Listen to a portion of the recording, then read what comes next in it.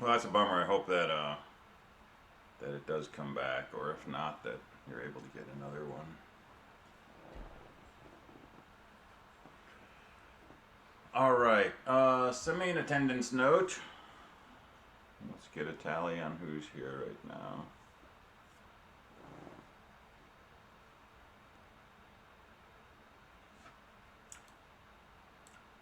You know, I gotta say, this ODP from 224 is probably the first one that's actually given me trouble.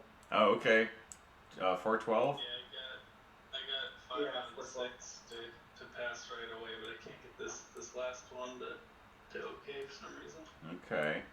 Yeah, I think mine's the third case, but I don't know what it is, so I'm testing it, and it seems to all be working, but it's just, I'm sure there's something wrong. My first time through, I had a seg fault that I didn't detect until later, but...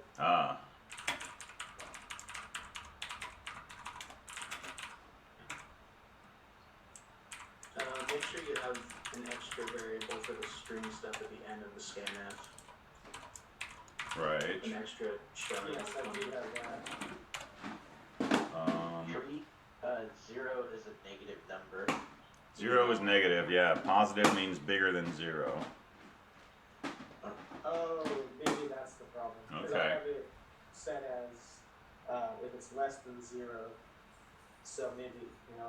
Okay, yeah. Try less than or equal to. Less than equal to. It's the fourth case for me, but I'm sure I'll figure it out. Cool. That was my issue.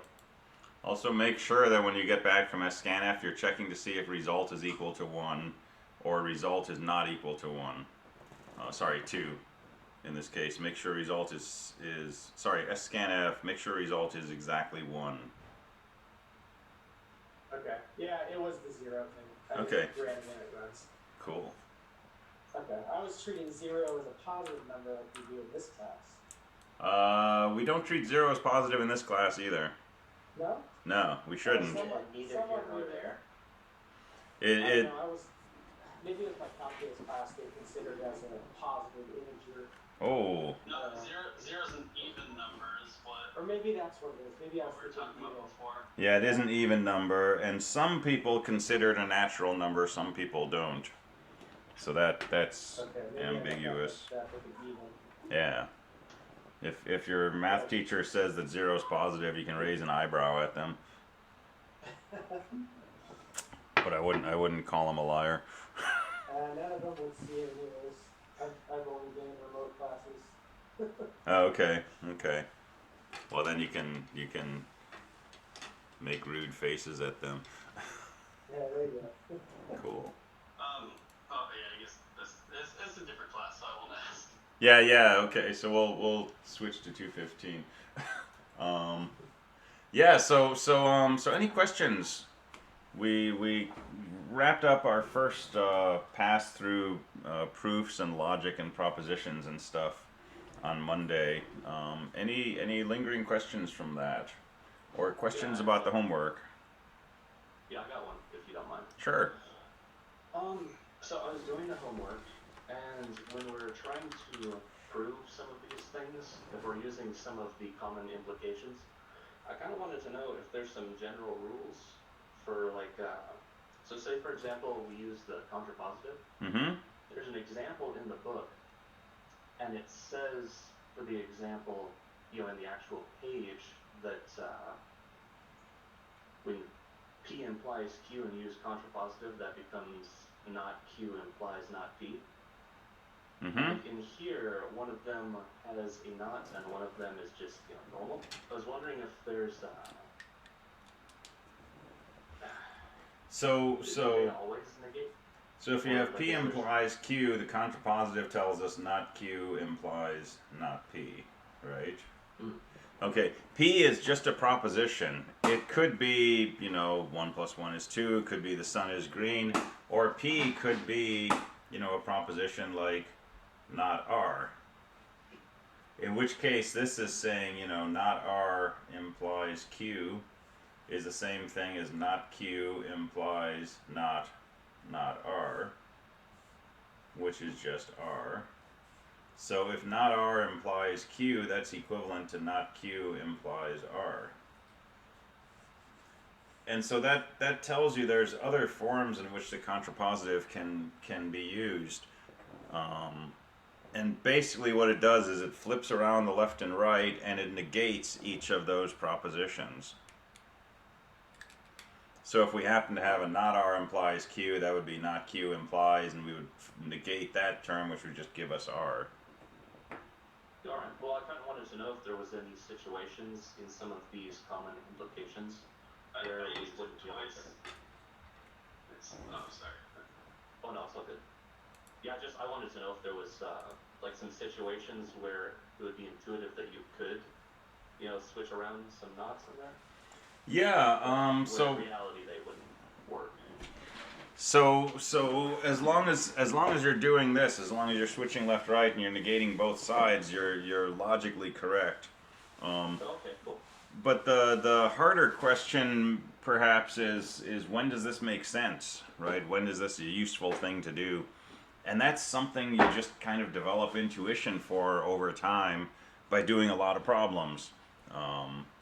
And sometimes, we do this by pure trial and error.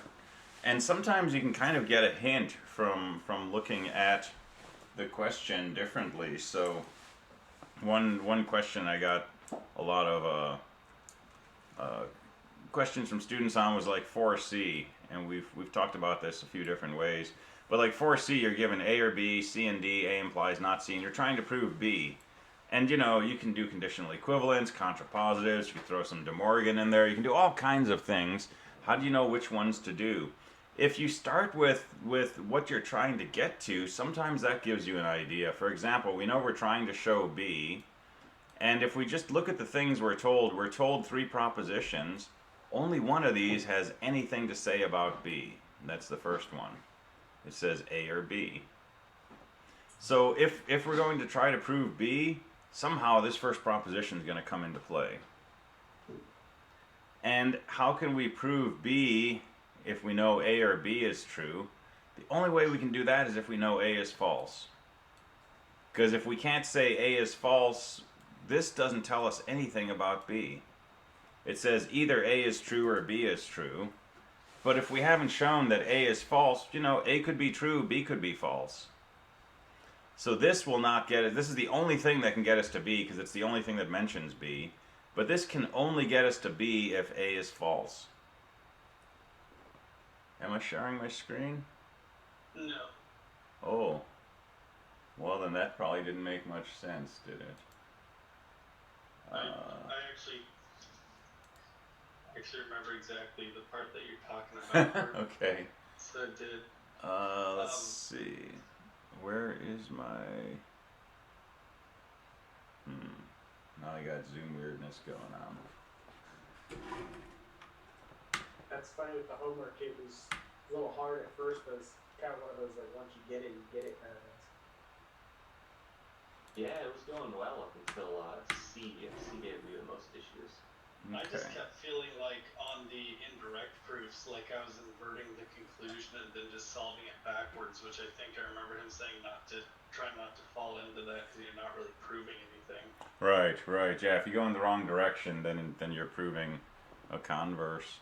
I looked at the common implications like 1,000 times, and I don't know how it never came across to me that I should use conjunctive simplification. It would have been so easy after that. Yeah, and I mean, that's one we don't use as often as some of the other ones like chain rule and detachment and so on. But yeah, on this one, we want to show B. This is the only proposition that talks about B. And this does nothing for B unless we know A is false.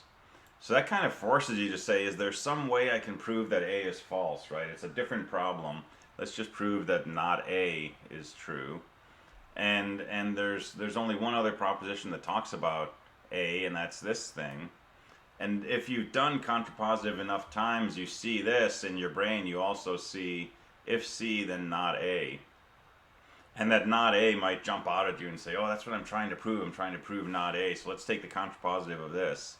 And that will say, if C is true, then not A. And so now you're forced with, how do I prove C? And there's one other proposition we haven't used, and it talks about C, and so how can I get from here to C? And that might be enough to jog your mind to say, let's do conjunctive simplification. But it's a lot of trial and error. But it gets easier. Since I wasn't sharing my screen before, this is the stuff I was pointing to with contrapositive.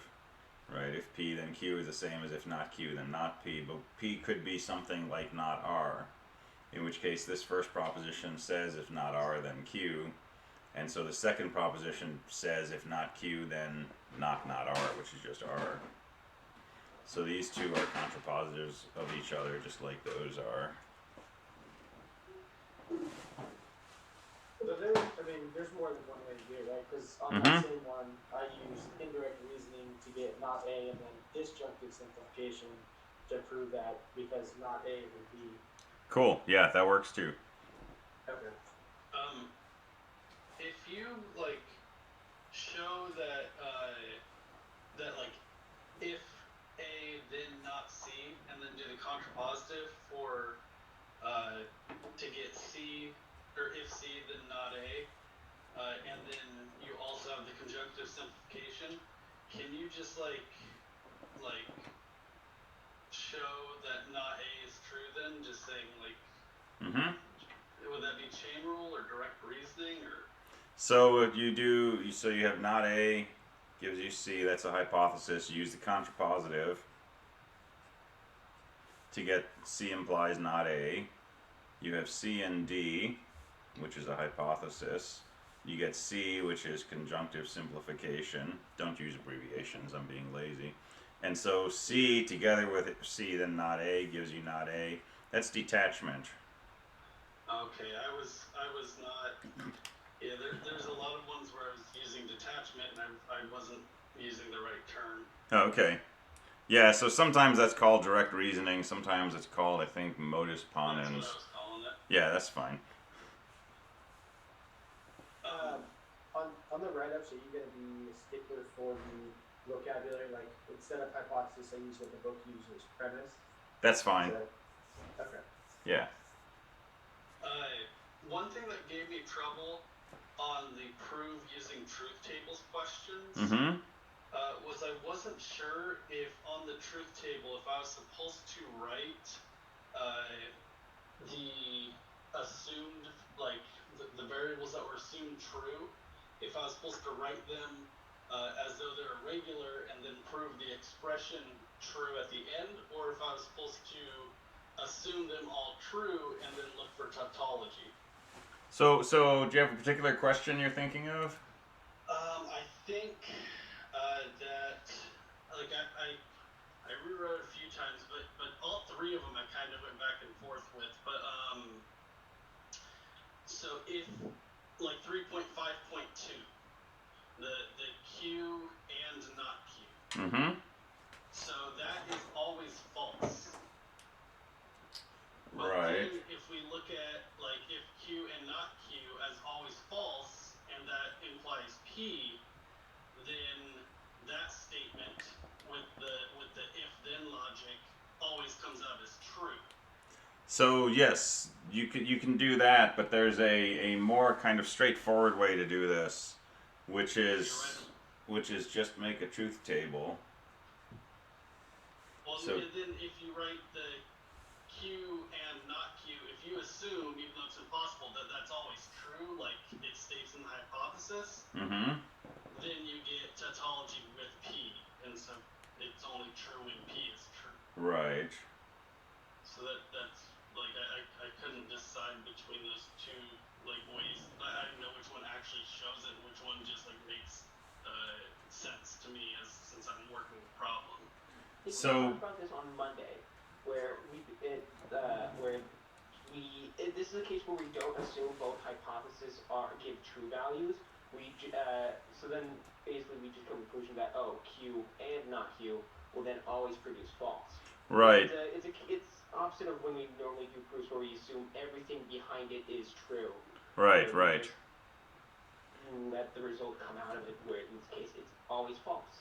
Right. So in these truth table ones, it's not really like doing a step-by-step proof. It's showing all possible values of the input variables, if you like, and showing that in all those cases, this proposition is true.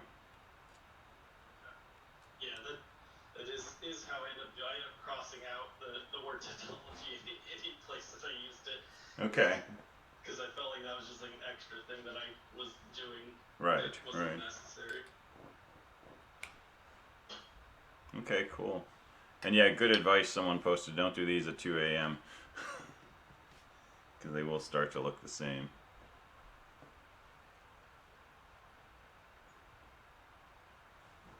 All right. Other questions?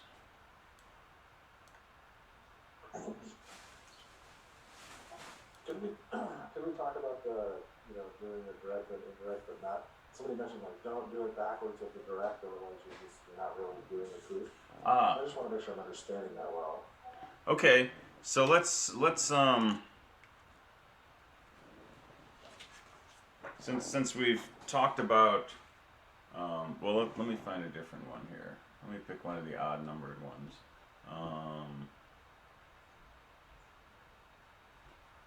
All right, let's do 3e, which says not q. P implies q. P or t, and all of that implies t. So what would be an example of a direct proof here? Let's start off with not q. That's a hypothesis or a premise. P implies q. That's a hypothesis. We can put those together with indirect reasoning. If P is true, Q is true, but Q is false. So we can say not P. And that's indirect reasoning between steps 1 and 2. And then P or T. That's a hypothesis. And this will prove T because, let me be formal and figure out what that's called. Is that negation?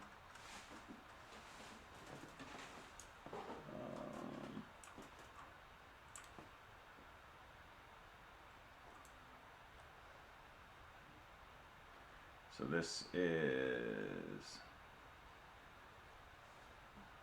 I'm looking for P or Q and not Q. Things on the next, a little further down.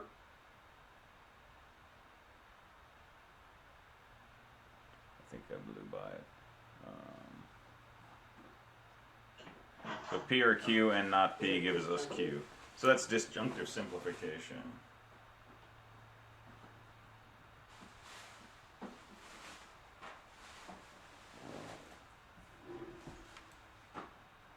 All right, so that's a direct proof. Okay, we started with the hypotheses and we reasoned until we got down to the conclusion. So this is a direct proof.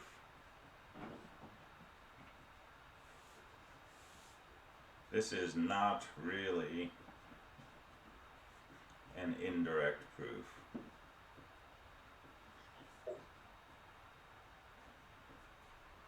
Okay, statement 1, I'm going to negate the conclusion. And then I'm going to do not Q, that's a hypothesis. I'm going to do P implies Q, that's a hypothesis. I'm going to say not P, that's indirect reasoning. And I'm going to say P or T, and that's a hypothesis. I'm going to say T, that's disjunctive simplification. And then I'm going to say that's a contradiction because I assumed not T. Oops. Right? And so therefore, T must be true. That does prove T, but it's not really an indirect proof. What I really did was I wrote a direct proof of T. And then I said if T is false, that would be a contradiction, so T must be true. And that's really missing the idea of an indirect proof. Right? I directly proved T. Oops. So what would an indirect proof look like? We would start off with, not T. That's a negation of conclusion. And so we know that P or T must be true. And so that tells us P has to be true. And that's, I think, a disjunctive simplification. And then we're told P implies Q. That's a hypothesis. And since P is true and P implies Q, that gives us Q. That's detachment. But then we're also told not Q. That's a hypothesis. And there's a contradiction. And so we negated the conclusion and we used that to find a contradiction, as opposed to doing a direct proof of T and then saying that would contradict not T. So it's this kind of a subtle difference. You just not, it's in case where you're not, doing it incorrectly would be then like, oh, direct proof, then just because the fact that you just come up with a conclusion and then you negate the conclusion, that's what the confidence. But doing it properly would be getting a result from another hypothesis. Right. And then getting another result for a different set of hypotheses, and then saying, hey, these two are different. And Yep. since all these should be true, well, the one thing that is unknown is the one that we said isn't. Mm-hmm. You got it.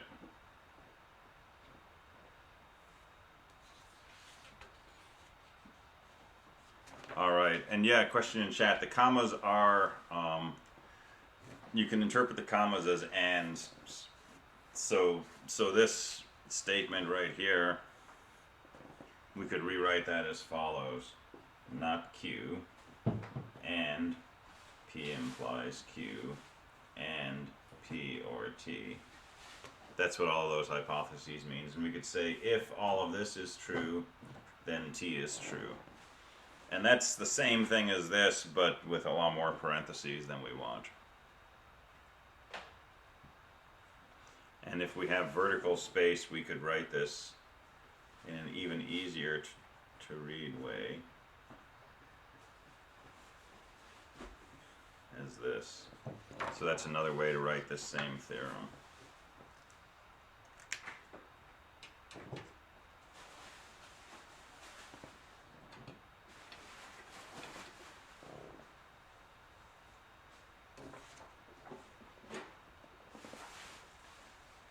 All right, anything else?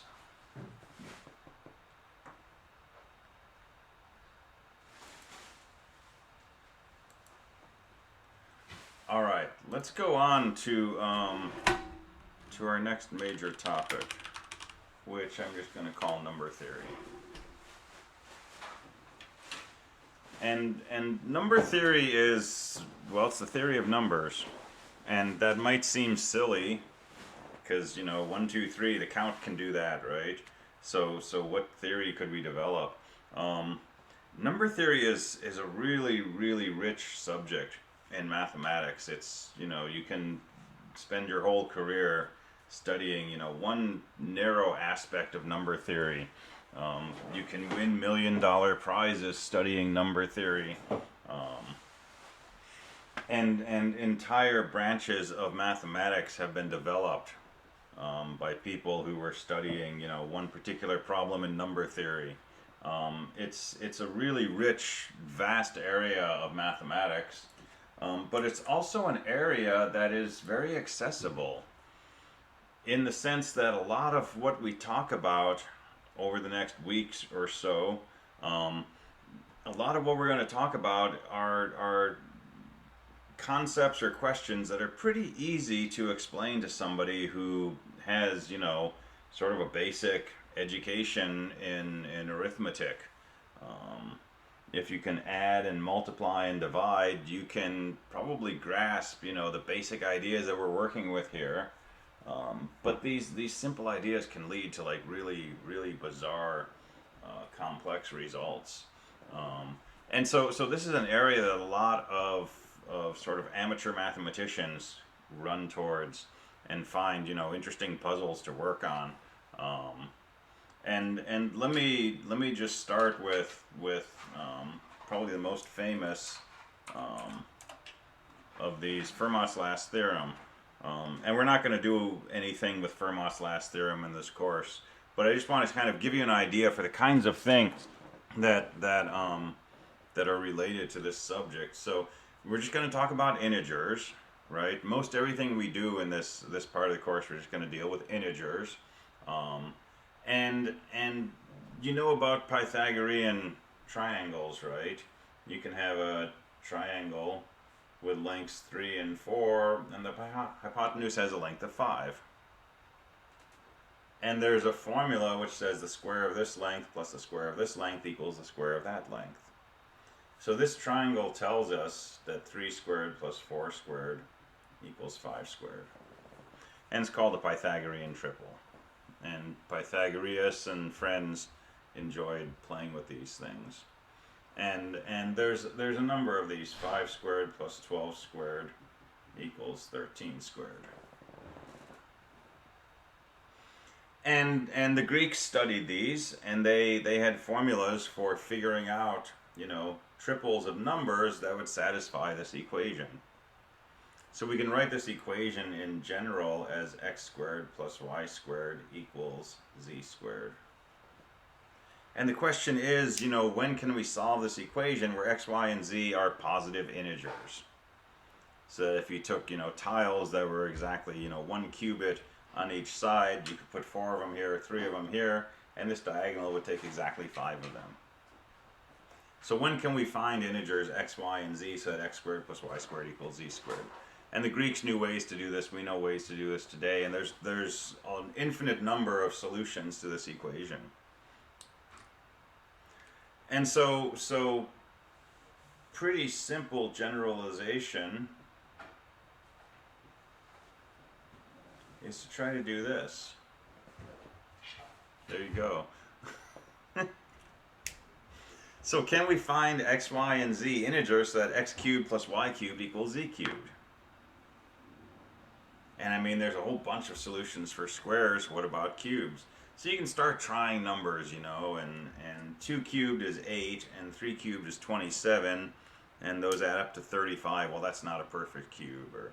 Or you know, 64 is 4 cubed, and 125 is 5 cubed, and you add those up, and that's not a cube. And so people started trying to find integers that would solve this, and nobody was able to. And you can even extend this to fractions, rational numbers.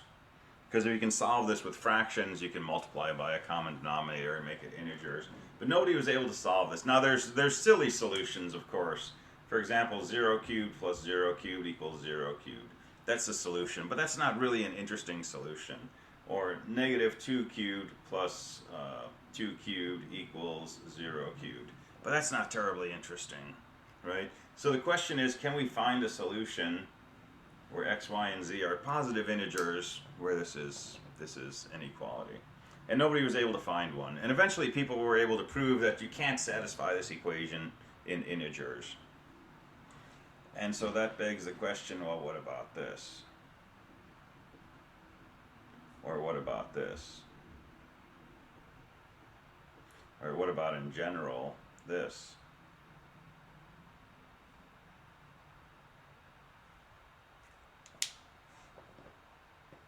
And so Fermat, the mathematician, was reading a book on Diophantine equations. These are equations related to, you know, integers. And he was reading a section that talked about Pythagorean triples and commented that there's no solution to x cubed plus y cubed plus z cubed. And he scribbled a note in the margin, like somebody just did in Zoom, saying, you know, in general, this can't be solved for any n. And I've just thought of a very clever proof, which this margin is too small to contain. And sometime after writing that, he passed away. And sometime after that, somebody found his copy of this book on Diophantine equations, was flipping through it, and found his comment in the margin saying that he had a proof that this could not be solved. And, you know, Fermat was a genius. Everybody knew he was like one of the best mathematicians of his time. And so they assumed he had actually found a proof of this, and everybody started trying to prove it. So this was called Fermat's last theorem.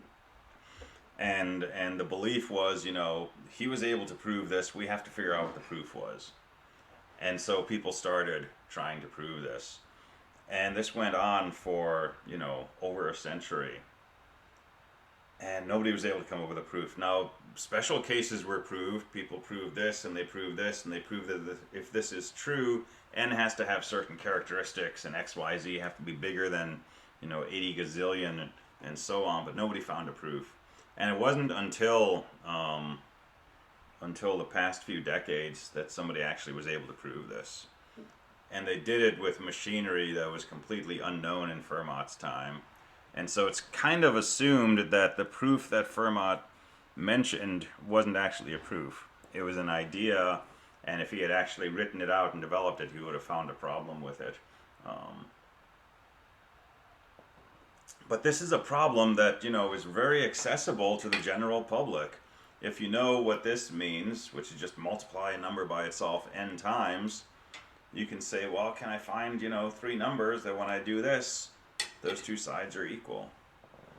And so people have been working on this problem for, forever.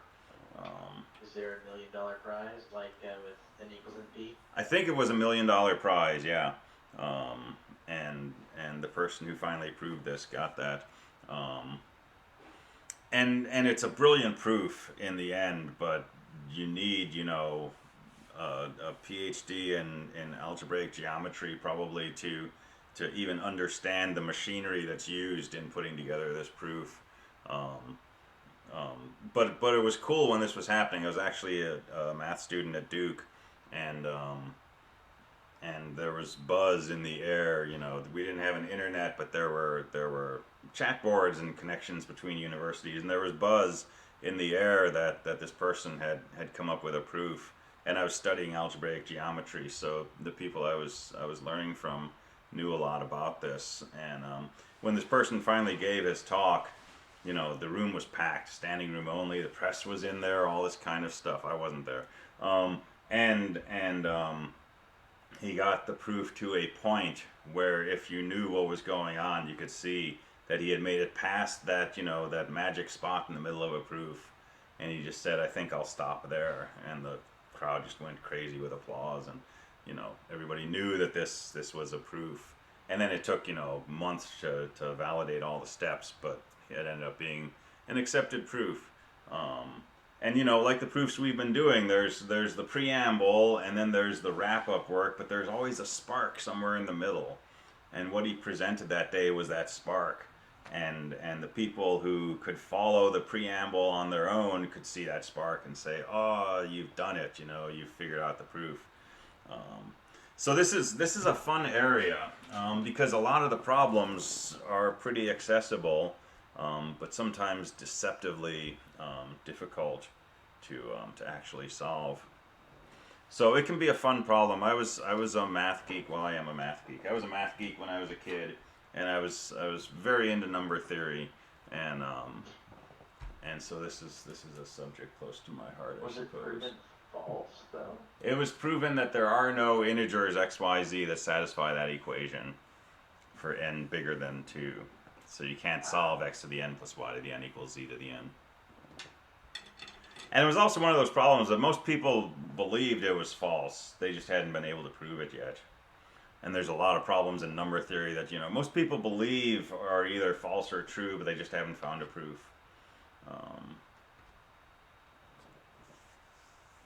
Yeah, unfortunately, P equals NP is probably going to be false, which is very sad, but... Yeah, well, it would be shocking if it was true. And we'll see some other problems like that. Goldbach conjecture is another one. You'll actually have a homework problem to explore Goldbach's conjecture by numerically using a computer. PNP, basically, if you proved it, you would have, one-step solutions for Sudoku. Yeah. And Pokemon and a bunch of other things. And how to crack encryption, by the way. And how to completely break crypto. Yeah, which is why the people in the nice suits and the black van come by to visit you. So yeah, we'll talk about PNP at the end of the course, but it gets into theories of computation and how difficult it is to run an algorithm to solve certain kinds of problems. And that's another area that attracts a lot of interest from the public, and because it'll end up being a problem that's pretty easy to state. but phenomenally difficult to actually like solve. All right, so what are we going to talk about with numbers, right? We'll talk about counting another week, but what we're going to talk about mostly in this unit relates to division. Mostly we're going to be dividing, and dividing is really interesting with integers because not everything is divisible by everything else. I can take 12 and I can divide it by 3, and I get 4. But I cannot divide 11 by 3 because I don't get an integer. So division doesn't make sense in all cases if we're only talking about integers, and that's what we're going to be talking about, just integers. So I can do 12 divided by 3 equals 4, that's perfectly fine. 11 divided by 3 equals, well, it's not equal to an integer. We know what it is, it's 3.66. But it's not an integer, so we can't divide 11 by 3. So this idea of divisibility is where all of this stuff is going to start. And so let's start with a formal notion of what it means to say that something can be divided by something else. All right, so we'll start with a definition. And I'm not going to keep saying integers, but just plug in integers in your head. So we say A divides B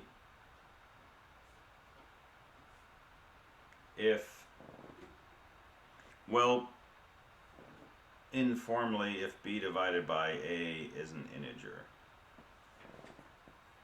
So we say A divides B if, you know, A goes into B a whole number of times. But this is a little awkward to write because this horizontal bar means divide by, and I'm trying to define what we mean by divide, and I'm using divide in the definition. So we can write this a different way. What does it mean if B divided by A is an integer? It means there's some integer you can multiply by A and end up with B. So I'm going to say A divides B if there exists some integer Q, which I'll call a quotient, such that A times that quotient is equal to B. And that's a times. So A divides B if we can find some integer so that A times that integer is equal to B. So 3 divides 12. Why? Because there's an integer 4 such that 3 times 4 is equal to 12. But 3 does not divide 11. Because there's no integer I can multiply 3 by to get 11. I could do 3 times 3, that's 9, that's a little short. I can do 3 times 4 is 12, that's a little too big, but there's no sweet spot in between those. All right, is that clear to everybody? Because we're just going to pile a whole bunch of stuff on this for the next hour.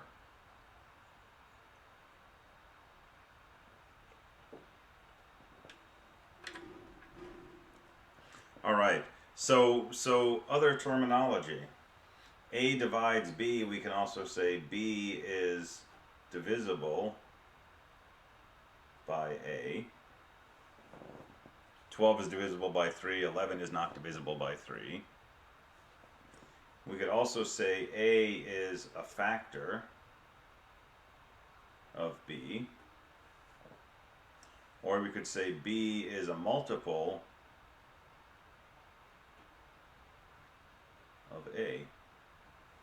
And these all mean the same thing. So A divides B, A is a factor of B, B is divisible by A, B is a multiple of A. They're all equivalent statements.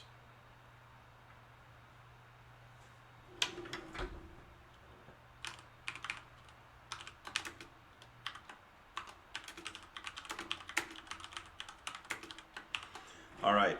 Since we have different ways of saying this and we want to be very precise, we're going to introduce a piece of notation. And this is a vertical bar. And I'll write this out for you. If we write A and a vertical bar and a B, that means A divides B. That's the definition of what that vertical bar is.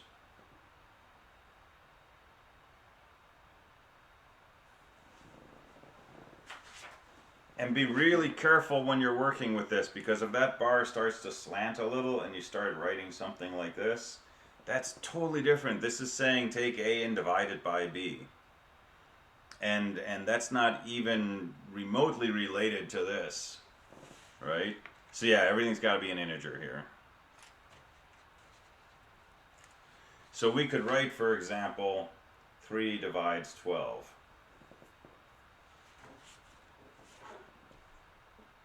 But it's not true that 3 divides 11. So if I put a negation in front of that, right, it's not true.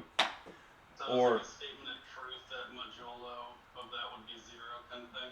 Mm-hmm. Yeah, this is a proposition basically that A divides B. But more commonly we might write something like this: 3 does not divide 11. So we'll write a vertical bar with a slash through it to say does not divide.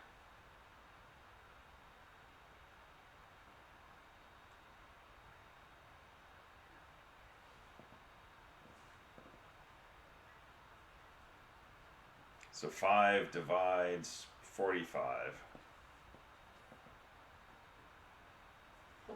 But 7 does not divide 45. Alright, make sense?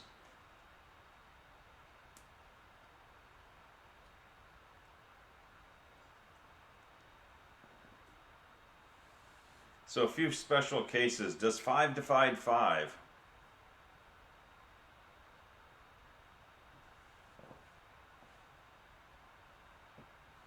I'd say yes. Yeah. Yes, because Yeah. One time, right? Yeah, there exists an integer, namely 1, such that 5 times 1 is equal to 5. So yeah, 5 definitely divides 5. Does 5 divide 0?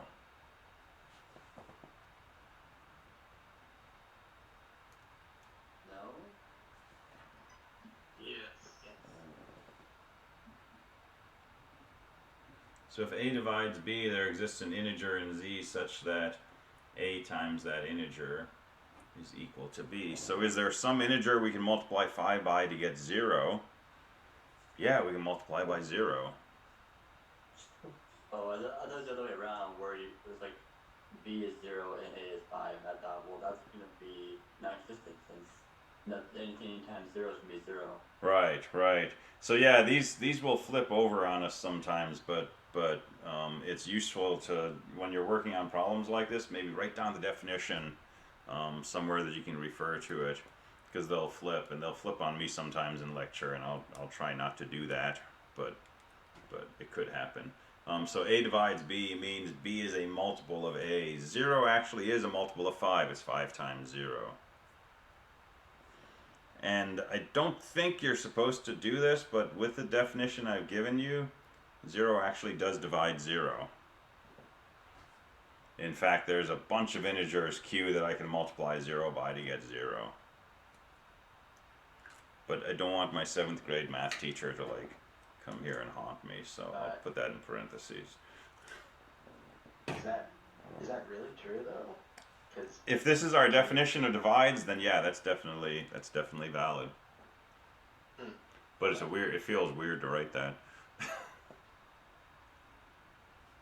And we're not going to use this because we're going to put restrictions on our A's and B's as far as being positive and stuff in a few minutes. So, but if someone, bumped into you on the street and asked you that, you could say yeah.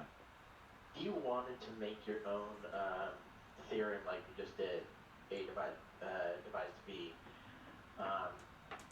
could you make your own notation if you so chose to, like that pipe symbol, like this divides this, it's this symbol. You mean if you were inventing some new concept? Yes. Yeah, definitely. I mean, that's what people do. My brother and I decided to invent this branch of math called soxology when we were kids. And I don't remember what soxology was about, but we had a bunch of symbols that we used for calculating Sox rhythms of numbers. So, yeah, you can do that.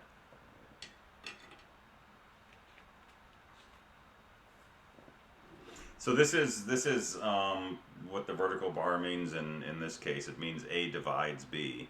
And like I say, just be careful that you don't think that this is, you know, somehow 3 divided by 12, that this is 1/4 or something. It's not an arithmetic operation. Okay, it's really a proposition that A divides B, or B is a multiple of A, and so on and so forth.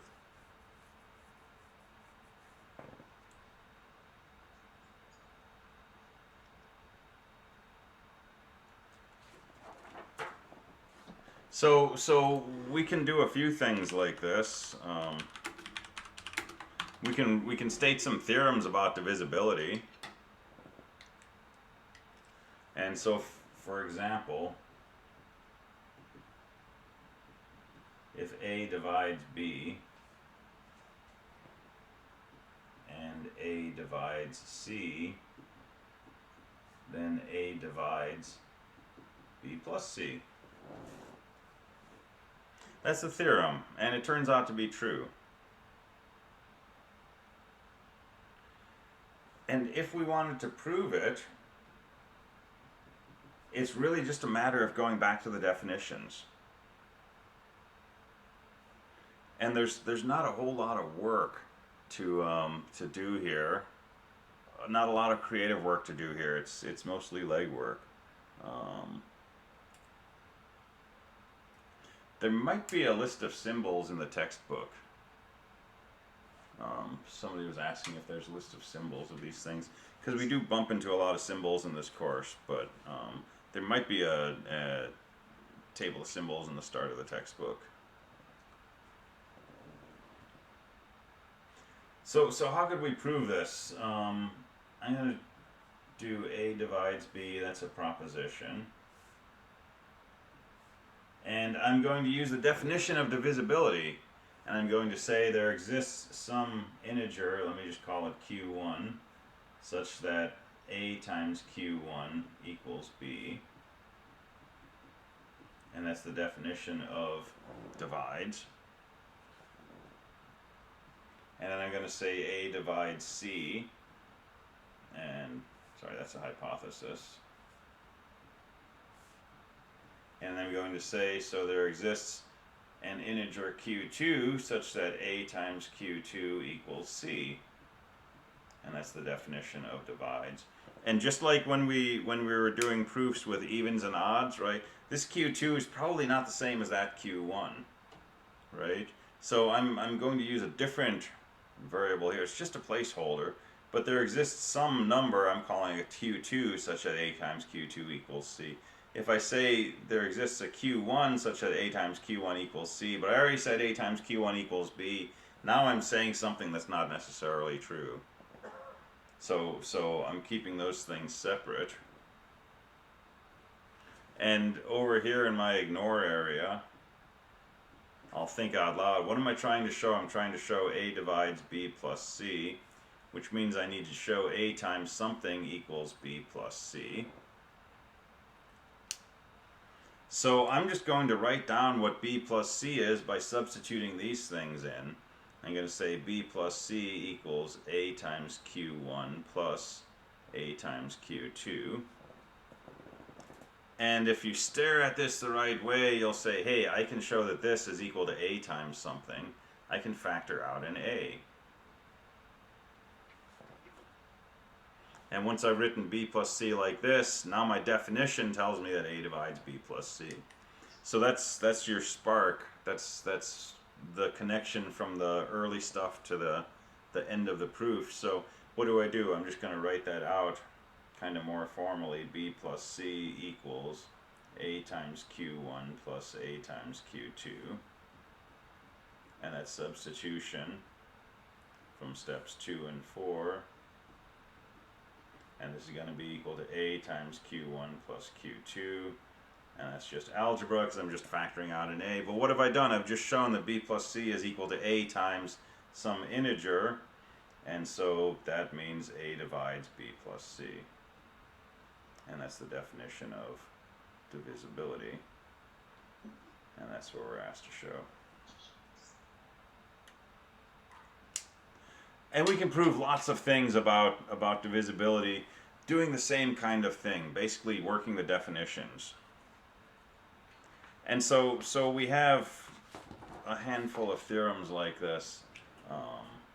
If a divides b and Wait, can a... you show that theorem just one more time so I can Yeah. get a snippet of it? Yeah. Thank you. Mm-hmm. Alright, thank you. Mm-hmm. So if a divides b and a divides c, then a divides b plus c. If a divides b, I'll stick to an and symbol, and b divides c, we could show that a divides c. If a divides b, then a divides b times x for all integers x. And there's other things we could make. These are all theorems. We could prove them. We're not going to bother. But you know, this says if two things are divisible by a, so is their sum. This says if something's divisible by a, any multiple of that thing is also divisible by a. This is almost like a transitive property. If c is divisible by b and b is divisible by a, then c is divisible by a. And if you plug in numbers and try this, you'll see that these are perfectly reasonable.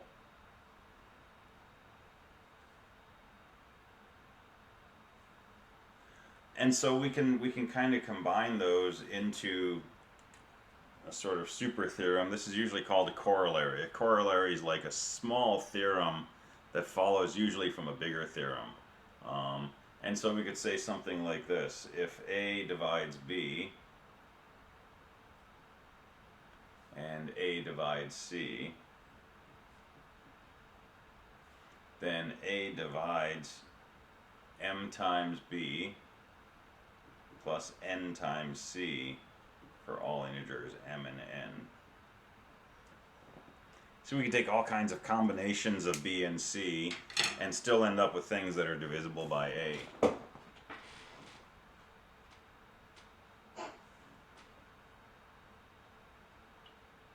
All right, and this is not covered in the textbook.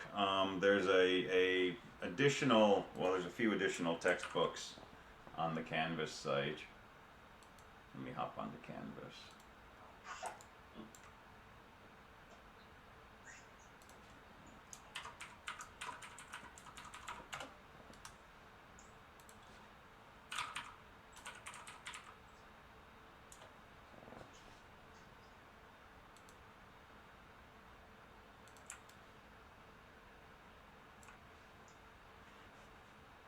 So there's an additional CSE215 text.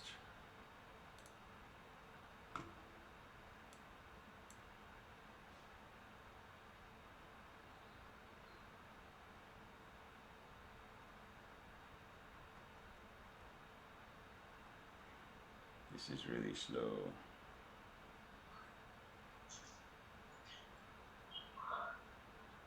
Alright, it's going to download the whole thing before it shows it. But take a look at that text. That has some discussions of these concepts. There is a section in the textbook, the regular textbook, that talks about some of this, but it talks about a lot more detail than we're going to go into.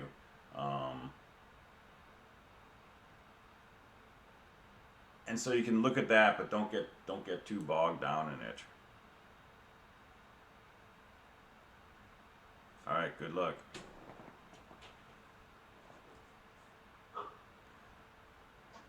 All right. So one thing we can do is we can make these statements about divisibility, and that doesn't go much further than that.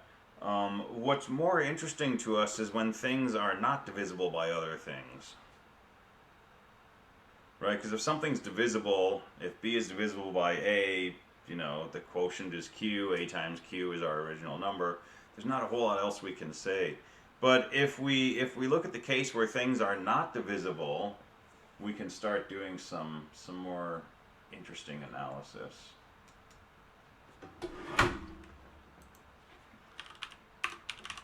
So let's talk about remainders. Stuff that's left over when you do division. All right, and Canvas just loaded. So chapter 4 of that textbook, chapter 5 has some basic number theory.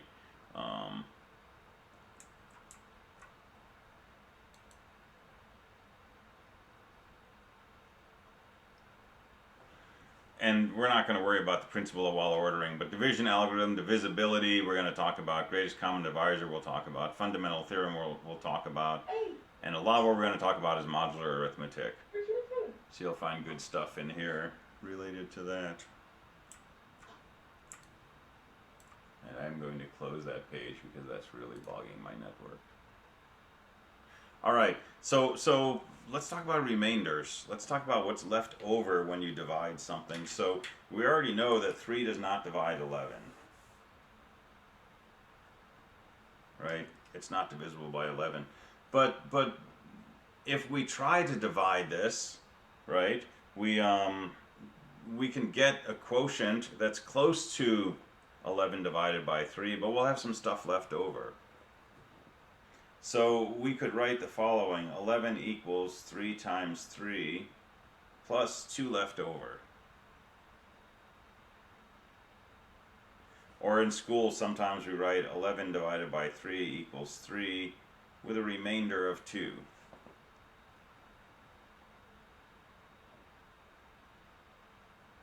And so 25 divided by 6 is 4 with a remainder of 1. Right, that's a way of saying 25 equals 4 times 6 plus 1. Now, if one thing divides another thing, for example, 3 divides 12, if we try to write 12 thirds, we get 4 with a remainder of 0. Or we could write 12 equals 3 times 4 plus 0. That 0, that's what's telling you that 12 is evenly divisible by 3. When you do that division, there's nothing left over. But if one thing is not divisible by another, for example, 6 does not divide 25, then when you try to write it out like this, you end up with a remainder that's not 0. And those remainders are really interesting to us. We can do a lot of stuff with that. If you're in CSE215, you use those remainders to figure out how the computer should play the stick picking game so that it has the best chance of winning. We took the number of sticks, we divided by 4, we looked at the remainder that was left over, that's the modulo operator. So a lot of good stuff comes out of looking at these remainders.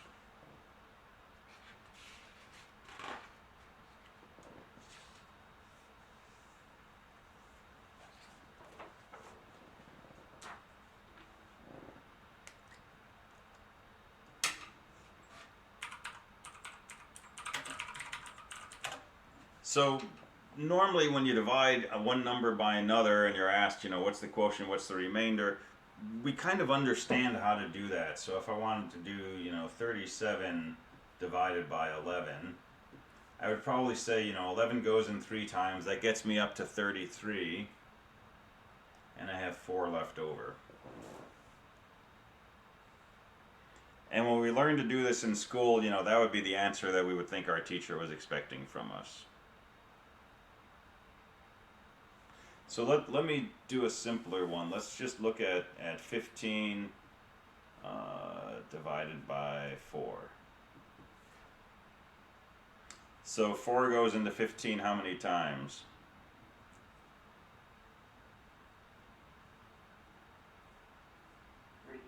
3. And how much do you have left over? 3. Alright, so the remainder when we divide 15 by 4 is 3. But there's another way I could write this. I could say 4 goes into 15 twice. 2 times 4 is 8. And then how much do I have left over? I got 7 left over.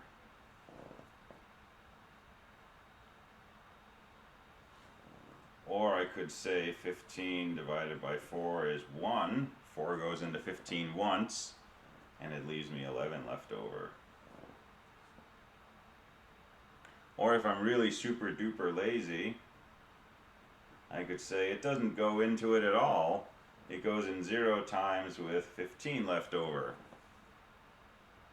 And technically these are all correct answers, but I don't get my gold star from my teacher if I say 0 remainder 15. Right? The teacher is expecting this answer for some reason. And we want to pin down exactly what that reason is. But if you're a contrarian kind of kid, you could also do this. You could say 4 goes into 15 4 times with a remainder of -1. Because 4 times 4 is 16, and then you add an extra -1, that brings you back to 15.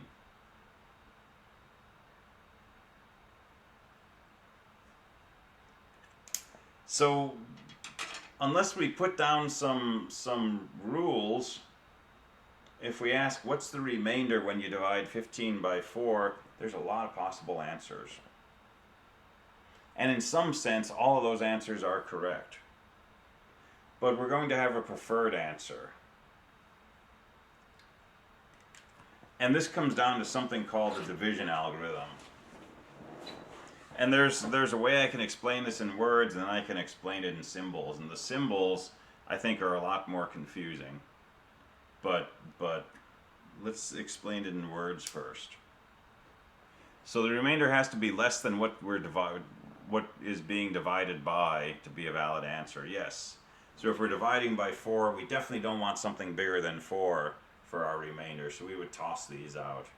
We also don't want something negative. So we're going to insist that our remainder is not negative and not bigger than the thing we're dividing by. So we're going to write something like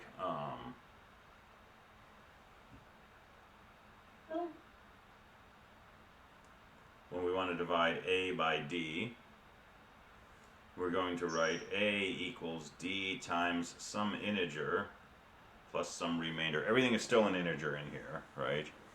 We're going to write our numerator as our denominator times some integer, the quotient, plus something left over. And we're going to insist that r is bigger than or equal to 0, but also that r is less than the denominator, the thing we're dividing by.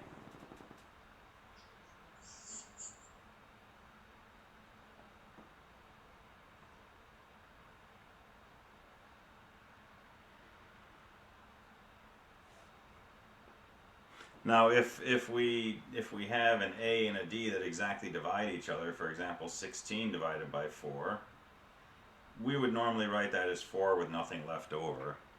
But again, we could write it as 3 with a remainder of 4, or 2 with a remainder of 8, or 5 with a remainder of -4, and so on and so forth. But if we insist that our remainder in this case is bigger than or equal to 0 and less than 4, this is the only solution that satisfies that requirement. So we're going to put restrictions on what this remainder is, and it turns out when we do that, the remainder becomes unique. And so this is where we introduce the kind of long-winded theorem. And this theorem is actually called the division algorithm.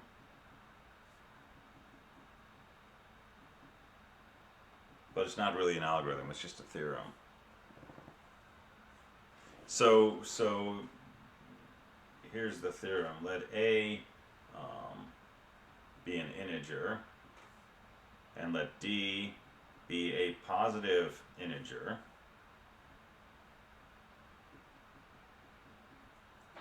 So that's not a prime number, it's a positive integer.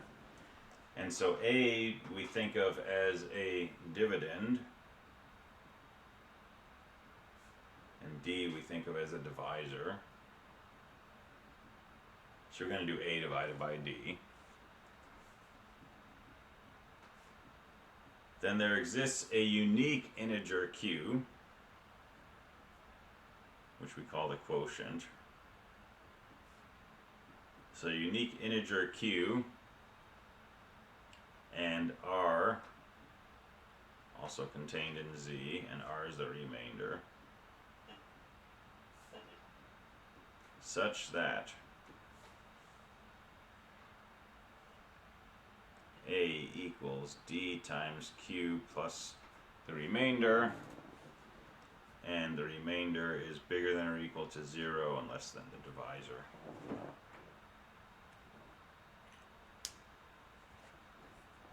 So if we already know what this theorem says, if we already understand it in words, we can work through this and nod our head, right?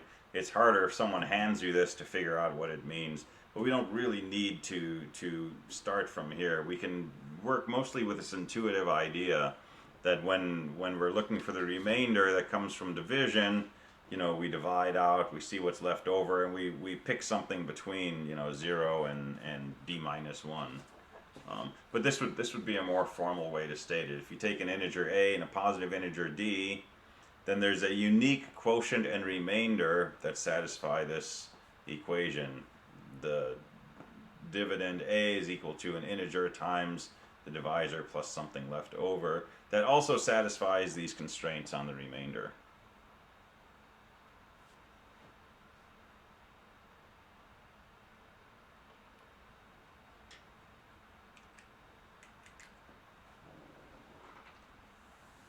Alright, so in the context of this, let's look at examples.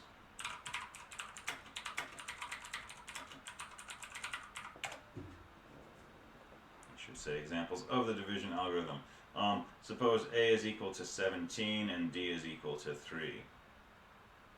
So this says there exists a unique integer Q and an integer R such that 17 equals 3 times Q plus R, and 0 is less than or equal to R is less than 3.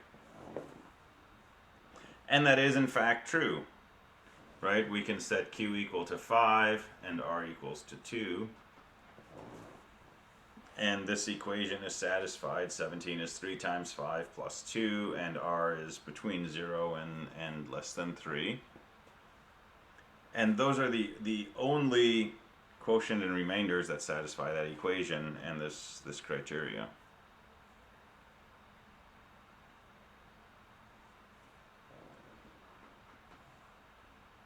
Alright, let's make it more interesting. What if A is negative 17 and D is 3?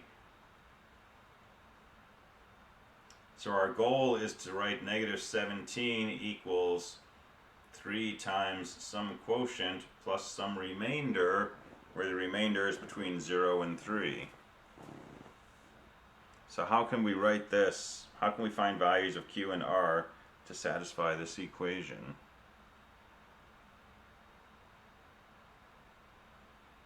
And you can do trial and error and use your fingers. It's usually the easiest way.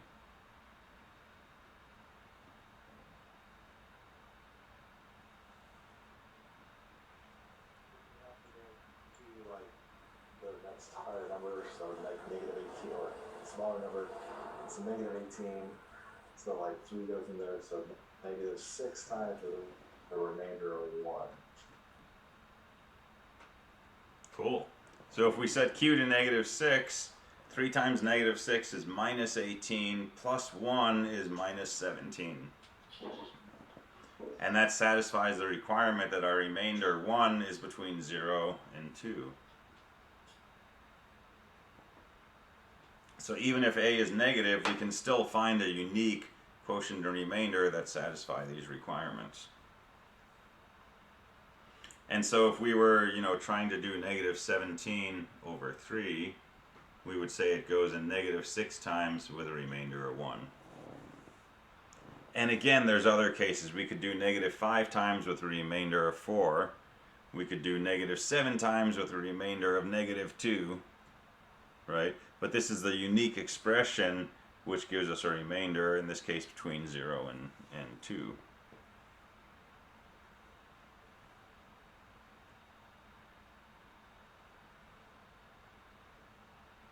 All right, questions about this? And this business of remainders is going to be central to what we do from here on out.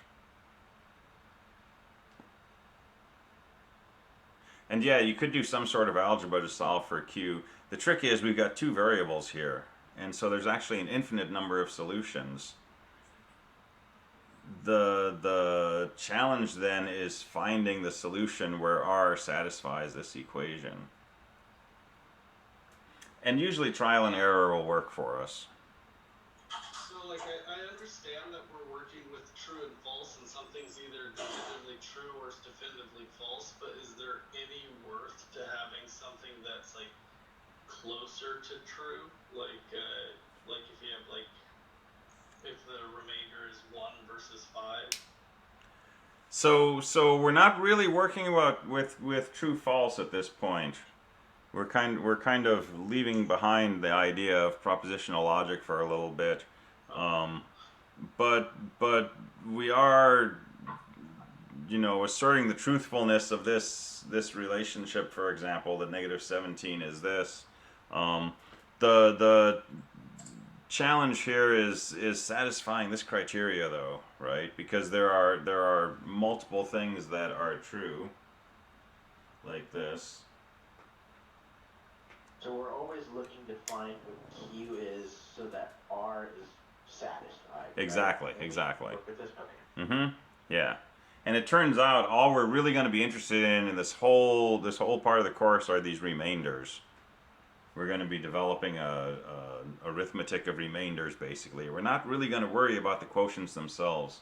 They're just a way for us to figure out what the remainders are.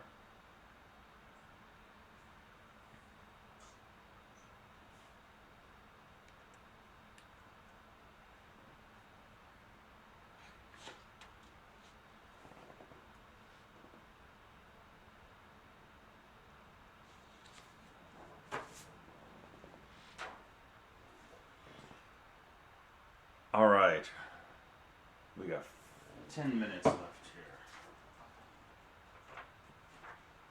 here. Let me get you started on the punchline for all of this, and we'll start building on this on Monday. But all of this is leading to something called modular arithmetic. And modular arithmetic is, among other things, it's a way to do arithmetic on really big numbers by working with small numbers. And in some cases, we want to know something about a really big number. We can change it into a much smaller number and answer our question more easily. And let me give you an example.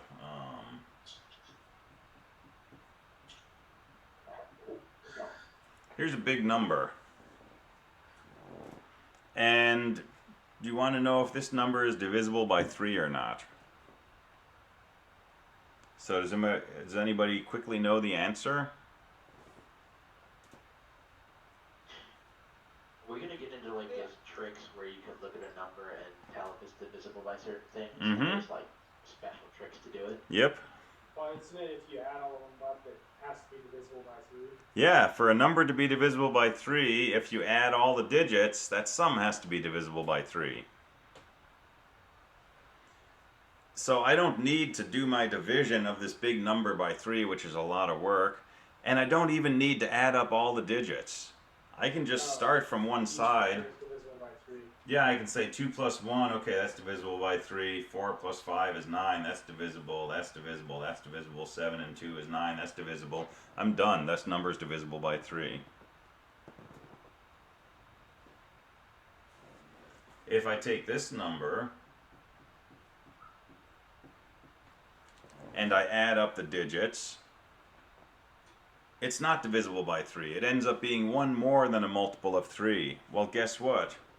This whole number itself is one more than a multiple of 3. So not only can I tell if something's divisible by 3 or not, I can tell how far it's off from being evenly divisible by 3 by adding up the digits and seeing how far that sum is from being divisible by 3. And that's a consequence and an example of modular arithmetic. Right? I never have to work with this 9-digit number or 8-digit number, and I don't have to do long division and so on. I'm basically looking at remainders. And if I'm worried about division by 3, I've only got 3 possible remainders. Anything that I divide by 3, I have a remainder of either 0, 1, or 2. If I stick to that rule of, you know, keeping my remainder between 0 and something less than 3. So if you were to add all those up, then it comes out to, I don't know, say 22. So it would be not divisible by 3 with a remainder of 1. Yeah, exactly. If the digits add up to 22, you're guaranteed your number is one more than a multiple of 3. Which is kind of cool. That is cool. And there's a whole bunch of tricks for this. You can do this for divisibility by 9. You can add alternate digits, evens and odds, and if the difference of those sums is a multiple of 11, your number is divisible by 11. So there's all kinds of tricks. And they yeah, go ahead. I'm noticing that it looks like the remainder is basically the number of possible remainders is the divisor minus 1. It's actually the divisor. Like if you're dividing by 3, you could have a remainder of 0 or 1 or 2.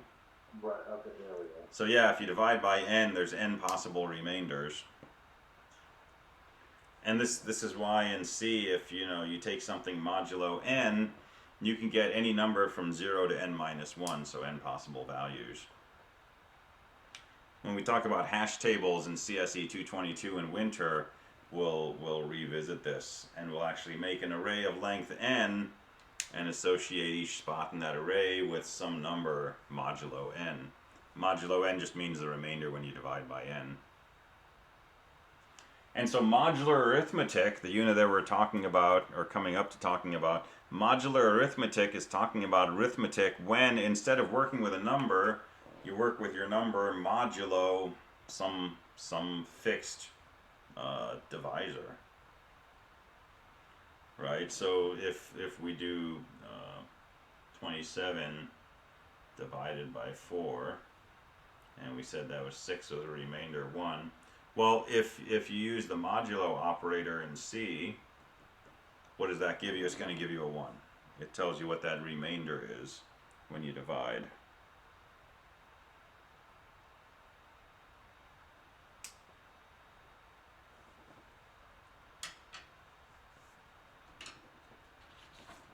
Alright, so let me leave you with our first fact of modular arithmetic, and we'll start from here on Friday. Send me an attendance note before we take off. Let me give you a definition.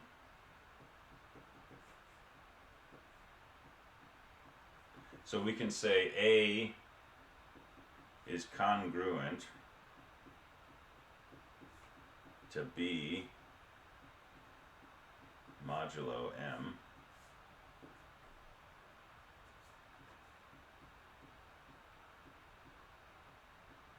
So A is congruent to B modulo M, which we write as A triple equal sign B parentheses mod M.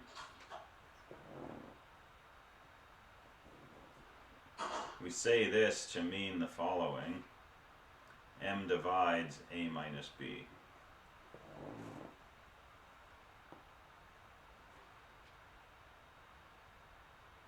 Or equivalently,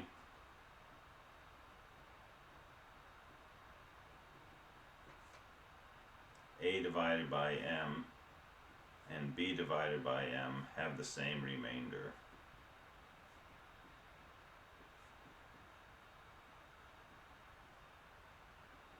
And when I say remainder, I'm talking about that, you know, proper remainder, the one between 0 and m minus 1 in this case. So if the difference of two numbers is a multiple of m, we say those two numbers are congruent to each other modulo m. And that turns out to be exactly the same thing as saying when we take either number and divide by m, we get the same remainder, the same amount left over. They're both the same amount beyond being a multiple of m. And this congruence relationship is going to be the main thing we start working with on Friday. And it's going to open up all kinds of doors for us.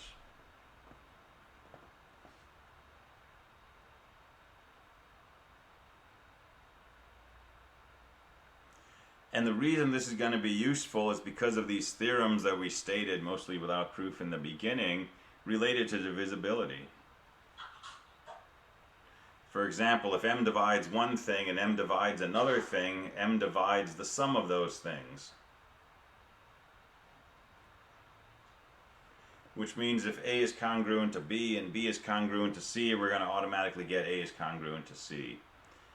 And ultimately, this is going to let us build up a whole arithmetic system just talking about remainders. And if we're really interested in, say, remainders when we divide by 7, we can start with, you know, whatever numbers we want. They can be really big, they can be really negative, but once we look at their remainders when you divide by 7, we always end up with either 0, 1, 2, 3, 4, 5, or 6. So we have small things to work with, and we have a small number of things to work with. And so we're gonna have lots of fun with that. That's gonna open up all kinds of cool possibilities. All right. Any other questions? Go for it. Otherwise, I will leave it there and say have a good afternoon, and I will see you next time. Goodbye. Bye, thanks. See you later. All right. See you later. Bye. A good one. You too.